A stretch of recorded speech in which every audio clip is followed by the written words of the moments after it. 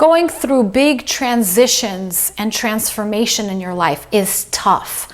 Moving to a new location or a new home, switching jobs, ending a relationship, starting a new relationship, becoming a mother. In some way, transitions really shake up our foundation and question who we are, what we're here to do, what we believe, and how we want to proceed going forward. In this Lana TV episode, I will share my personal story of how transitions used to feel like earthquakes in my life, and how I dreaded and hated changes, and how now I've learned to embrace them and even celebrate them and have fun while this earthquake is happening. I'm having a dance party. So stay tuned for today's Lana TV episode.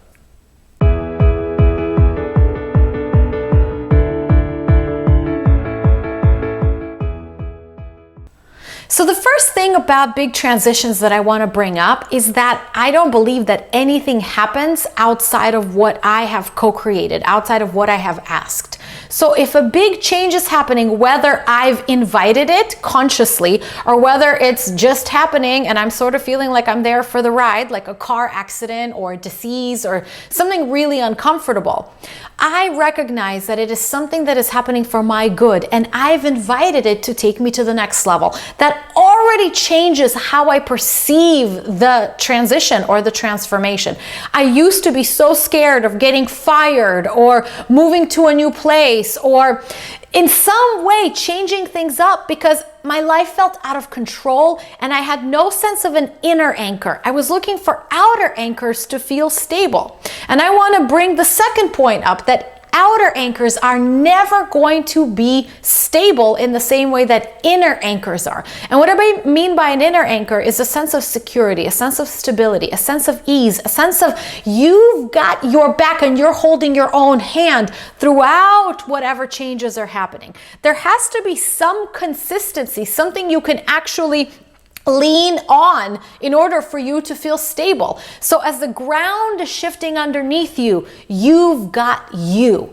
So the big transitions are happening for my good. They are there to give me more of a sense of inner stability. And it also really illuminates the cracks in the foundation that I've had, right? So a lot of times, for example, we are moving right now from one home to another.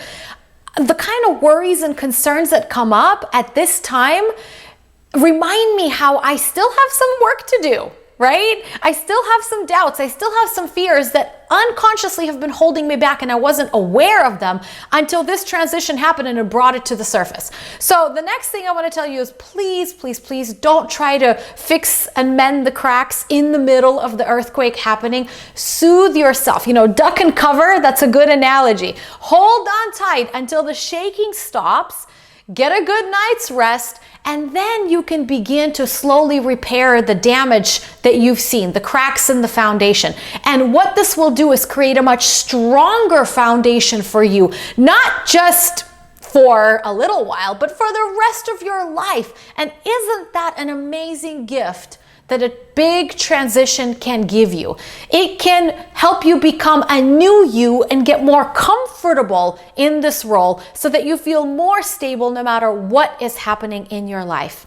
Just know that there's nothing that you can't recover from. It is not going to be a perfect journey because there's no such thing as perfection. Whatever you have lived is perfect. And this is what I've kept reminding myself as my house is getting packed up and boxes are filling the space, that it's okay to not feel totally grounded. It's okay to lean for comfort into friends, into practices, into eating more grounding foods or getting extra self-care in the form of massages or whatever it is that actually soothes you and help you feel like you're going to make it through okay. A lot of mental reminders that it's going to be okay. And as I soothe myself, I start to get excited about the change. And even though I might miss some of the things that are now exiting out of my life, with death, with endings come births and come beginnings. And I can get excited about what's happening, what's coming, what's going to be entering my life, and how I'm going to be shifting. And that starts to take over and feel, instead of an earthquake, that it's just a really exciting, surfboard ride, and I'm riding big waves, and I am just masterfully running smoothly on those waves and feeling the exhilaration. After all, the feeling of fear actually has the same biological responses in our body as the feeling of excitement. So this video, I hope, has inspired you to look at the fears and anxieties that come up in big transitions as opportunities to go to more clarity, more inner stability, and more excitement about what's occurring and who you're becoming. Remember that it is okay to do things the way that you've been doing them, that it's okay to lean on crutches. It's okay to not be perfectly where you are. And it's also okay to invite these earthquakes in your life as big wake-up calls to get you back on the path of who you truly are meant to be on this planet, and sing your song loud and proud. Now I'd love to hear from you. How do you handle big changes? How do you soothe yourself? How do you duck and cover when things get really uncomfortable? I know for me it involves a lot of binge watching television, shows that make me laugh, that make me happy, and that's been great. Better than binge eating, which is what I used to do. And then I want to hear from you how you can look back on your life and see how these big transitions were actually such amazing blessings, maybe in disguise, but how they've come to serve you and help you become who you are.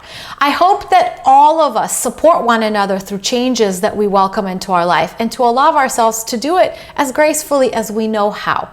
I know that for me, it's been a journey of holding myself tight, reminding myself that it's okay, and I cannot wait to bring you the next Lana TV episode from my brand new home. Mwah!